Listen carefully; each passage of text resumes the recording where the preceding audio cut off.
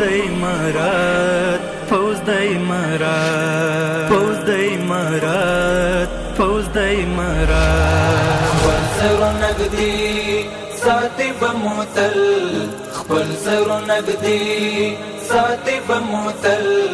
فوز د امارات ان شاء الله څلې رساته غزمه او چیک پاین روان دی ولس دا ډاډ ورکوي چې هیڅ نه مشکل نشته رباطي و ساتل کګل فوز د امارات فوز د امارات فوز د امارات فوز د امارات دا د اسلام پال خلک وی دی پری آباد هیواد جوړ کړو او جوړ بکړي دا زمون برباد هیواد دا زمون برباد هیواد دا زمون برباد هیواد کلاسیکل لهر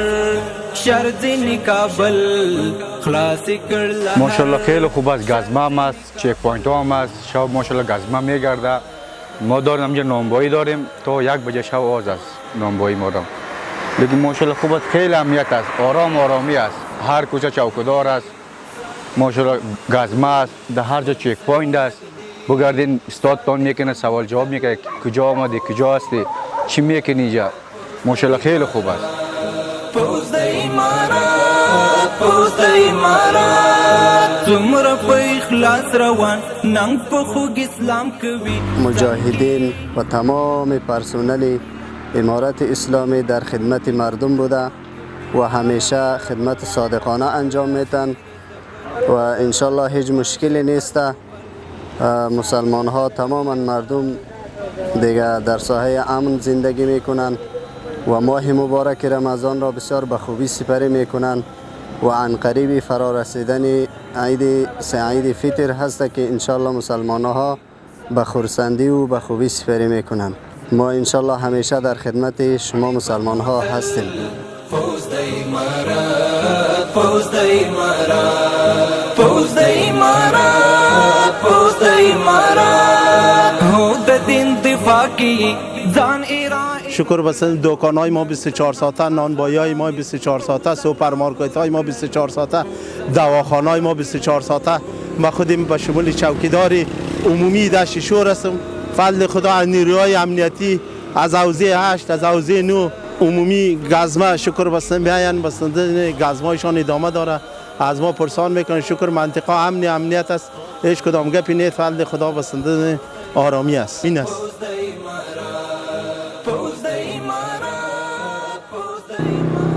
انشالله چې اختر پر رسیدو ده موږ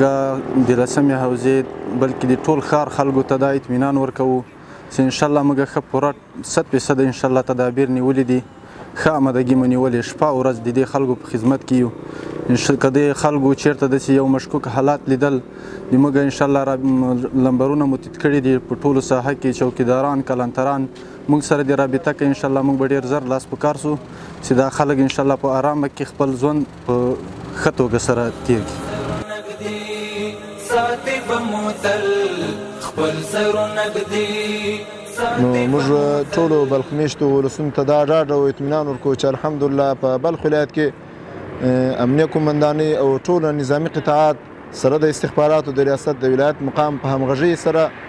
ښه پوره چمتوالی د روژې د اوله څخه بلکې نیول سوی دی ټولو امنیتي تدابیر نیول سوي دي په بلخ ولایت کې موږ خپل ټولو هیوادوالو ته دا ډاډ او اطمینان ورکوو چې الحمدلله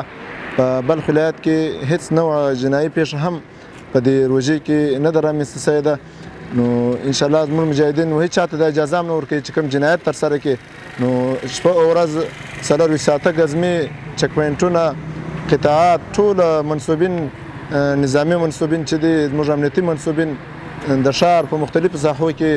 په مختلفو ولسوالیو کې چې کوم تاریخي ځایونه دي کوم سیاحتي ځایونه دي په هماغو ځایو کې چمتوالی نیولی دی موږ ټولو هیوادوالو ته دا ډاډ او اطمینان ورکوو چې دوی د روان اختر ښه په خوښۍ او خوشحالۍ سره ولمانځي